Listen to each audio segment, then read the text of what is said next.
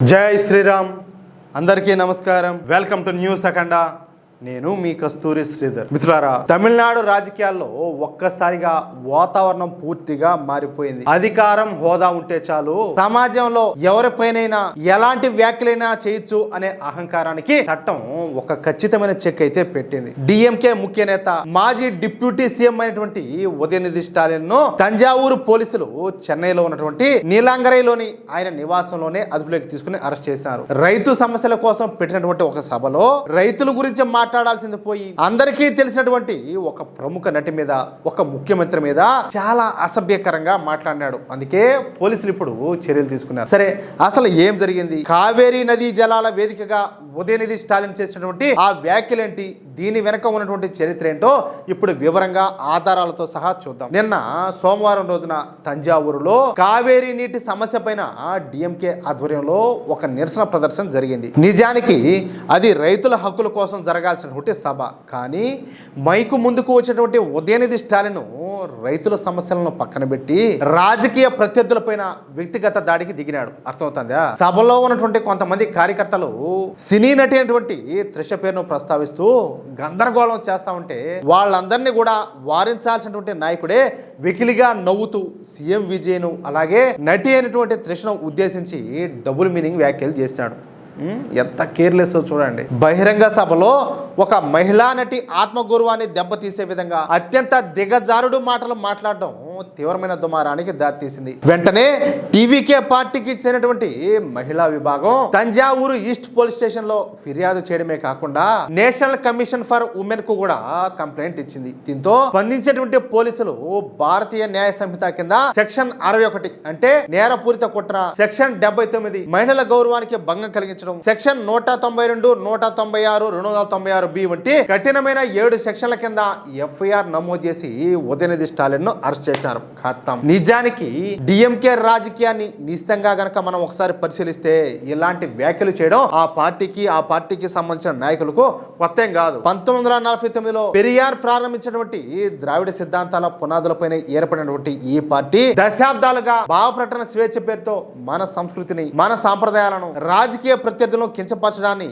ఒక అలవాటుగా మార్చుకునింది. రామేశ్వరం, మధురై మీనాక్షి అమ్మవారు వెలసిల్లినటువంటి పవిత్ర పుణ్యభూమి అయినటువంటి తమిళనాడులో మన సనాతన ధర్మాన్ని, మన హిందూ సమాజాన్ని టార్గెట్ గా చేయడం వీళ్ళకు రాజకీయంగా కలిసి వచ్చేటటువంటి ఒక అంశంగా మారింది. గతంలో ఇదే ఉదయనిధి స్టాలిన్ మన సనాతన ధర్మాన్ని డెంగ్యూ అలాగే మలేరియాతో పోల్చి నిర్మూలించాలని చెప్పేసి మాట్లాడినప్పుడు మన దేశంలో ఉన్నటువంటి కోట్లాది మంది హిందూ బంధువుల మనసులు ఎంతగా గాయపడినాయో మనకందరికి కూడా తెలుసు. అప్పట్లో అధికారంలో ఉన్నామనే ధీమాతో తప్పించుకున్నా ఈసారి మాత్రం మహిళల ఆత్మగౌరవంతో ఆటలాడి పూర్తిగా దొరికిపోయినాడు. రాజ్యాంగం ఇచ్చినటువంటి పదవుల్లో ఉంటూ చట్టాన్ని హేళన చేస్తే పరిణామాలు ఎంత తీవ్రంగా ఉంటాయో నిరూపించే విధంగా ఈ అరెస్ట్ అనేది జరిగింది. మన దేశ సాంప్రదాయాలను, మన దేశానికి సంబంధించినటువంటి మహిళల గౌరవాన్ని కించపరుస్తూ చేసేటటువంటి ఇలాంటి చౌకబారు రాజకీయాలకు కాలం చెల్లిందని చెప్పేసి ఈ పరిణామాలు స్పష్టం చేస్తున్నాయి. రైతుల సమస్యల గురించి మాట్లాడాల్సినటువంటి వేదికను కూడా ఇలాంటి దిగజారుడు రాజకీయాలకు వాడుకోవడాన్ని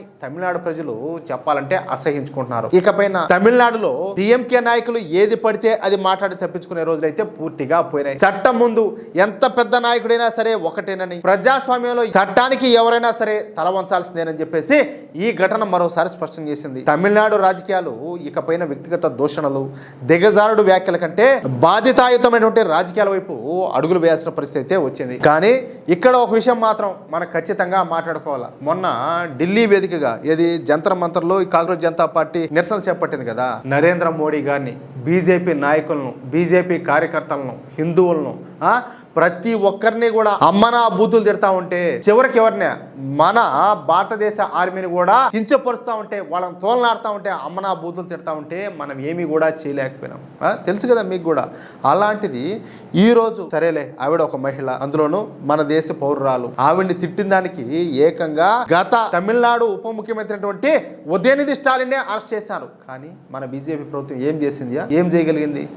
ఏది ఈ అరెస్టులను అడ్డుకోవాలని చెప్పేసి వాళ్ళ మీద కేసులు ఎత్తాలని చెప్పేసి కాంగ్రెస్ జనతా పార్టీ ఈ రోజు కూడా ఫైట్ చేస్తుంది, ఈ రోజు కూడా మాట్లాడుతుంది. అవసరం అయితే మళ్ళీ వచ్చి మేము నిరసన చేస్తామని చెప్పేసి మళ్ళా మాట్లాడతారు.